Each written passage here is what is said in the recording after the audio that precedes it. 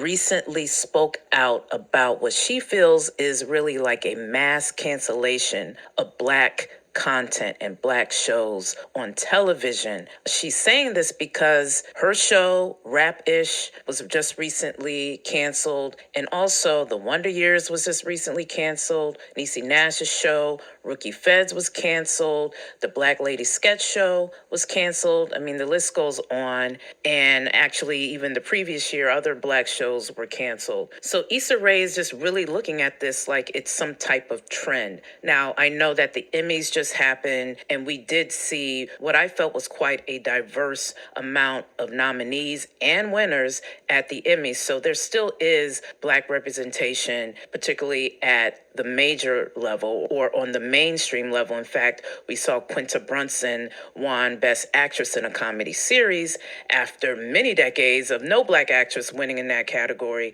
but she won this year for her show Abbott Elementary, and we saw Niecy Nash won an Emmy as well. So there still is Black representation, but a lot is happening behind the scenes, and Issa Rae wanted to speak on that. So she said, you're seeing so many Black shows get canceled. You're seeing so many executives, especially on the DEI side, which is diversity, equity, and inclusion, get canned. You're seeing very clearly now that our stories are less of a priority. I am pessimistic because there's no one holding anybody accountable. And I can, sure, but also at what cost? I can't force you to make my stuff. And we know that Issa Rae is extremely talented. She started on YouTube actually with Awkward Black Girl, and that turned into Insecure, which has become really an iconic show and a show of our times. But she's making a valid point, and I have to say that this often happens in Hollywood,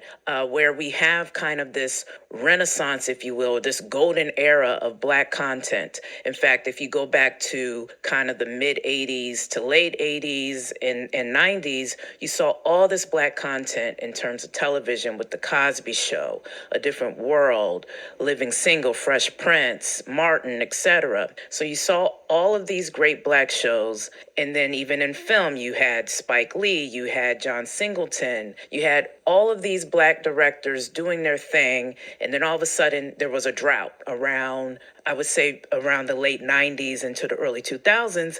And even Tyler Perry spoke on this. He said at one point when he started breaking in to the film business and even the television business, he spoke on how he was really the only one. And that's why he was kind of catching a lot of arrows. So he always promotes this idea of ownership, how we need to own our content so that we avoid these droughts. We have our own thing. Because with him, you know, he's outside really of the Hollywood system. He has his own studio in Atlanta. He still makes deals with studios or streaming services, but, you know, he has his own thing and he can constantly create and get distribution. So he promotes this idea of independence, this idea of ownership. And I have to say that I wonder if we really will have the same drought that we had around the late 90s and early 2000s.